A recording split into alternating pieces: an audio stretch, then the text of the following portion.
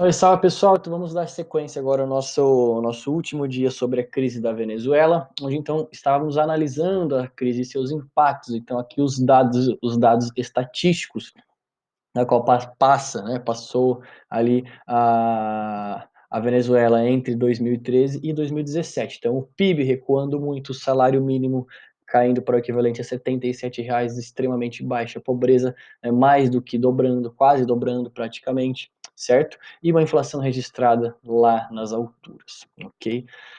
Falemos então, pessoal, sobre o vice de Hugo Chávez, candidato Nicolás Maduro, que por sempre viver à sombra do Hugo Chávez, que inclusive sempre foi visto como um líder, né, teve um índice de aprovação muito alto, apesar da oposição sempre se fazer valer, ele teve junto à população, criou uma figura de líder, uma figura de herói da nação,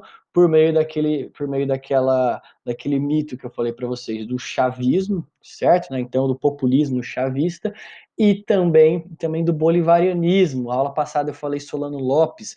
Pessoal, eu errei, perdão, tá? Eu confundi, eu tava com o Solano Lopes na cabeça. Solano Lopes foi o presidente do Paraguai durante a Guerra do Paraguai, ok? Não teve nada a ver. O Simão Bolívar foi o líder dos países que se livraram ali, portanto, das garras da Espanha durante o colonialismo europeu aqui na América, tá? Então, ali os países que fazem parte da atual Gran Colômbia, Equador, Bolívia, Venezuela, tá? Ele foi o líder da nação que liderou ali os movimentos de independência. Então, o Hugo Chávez também se fez valer dessa ideia, desse mito, como alguém que levaria a independência da Venezuela, a independência econômica, certo? Então, como ele fez esse nome muito forte, o Nicolás Maduro, por consequência, nos seus primeiros anos como vice, quando ele assume, ele vai ter, então, né, ele vai ter aqui, ó, vejam só, ele vai ter aqui uma aprovação muito grande, 64% eram favoráveis à sua gestão,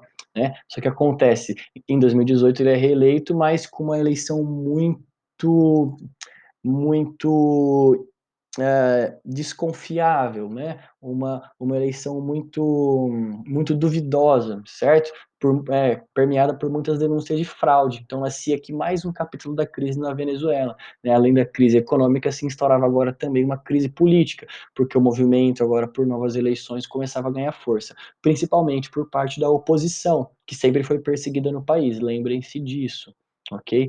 Eis que surge uma figura emblemática, pessoal, Juan Guaidó, um jovem, né, que estudou administração, economia lá nos Estados Unidos, né? Então, portanto, ali daquela cultura yankee que o Chávez tanto tentou combater. Então, um cara que estuda lá num país da globalização volta pro seu país, volta para Venezuela e se autodeclara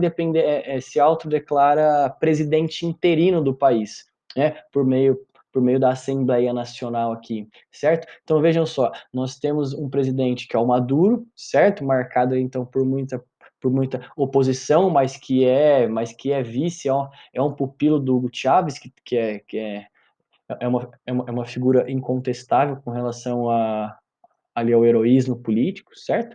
Então temos o Nicolás Maduro e temos agora esse novo, né?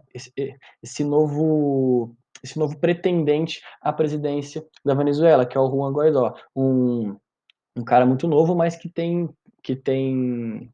experiência lá fora nos Estados Unidos. E ele começa a ser perseguido, certo? Eles até veem ele como um político sem experiência, certo? Mas ele não gosta que o chamem dessa forma. Então, ele vai movimentar junto à Assembleia Nacional, pessoal, um movimento de oposição contra o governo do Nicolás Maduro, certo? Então, aqui a gente vai ter como se fosse uma espécie de conflito civil, um conflito político civil entre aqueles que são a favor, portanto, da administração do Guaidó e aqueles que vão ser a favor da administração do Nicolás Maduro.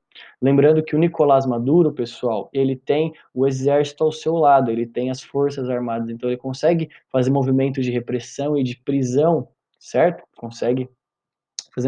Ele consegue perseguir a oposição muito mais facilmente e muito mais facilmente também suprimir movimentos de protestos e manifestações que porventura possam ir para a rua, que é o que vem acontecendo né, desde que assume ali o presidente Hugo Chávez até hoje.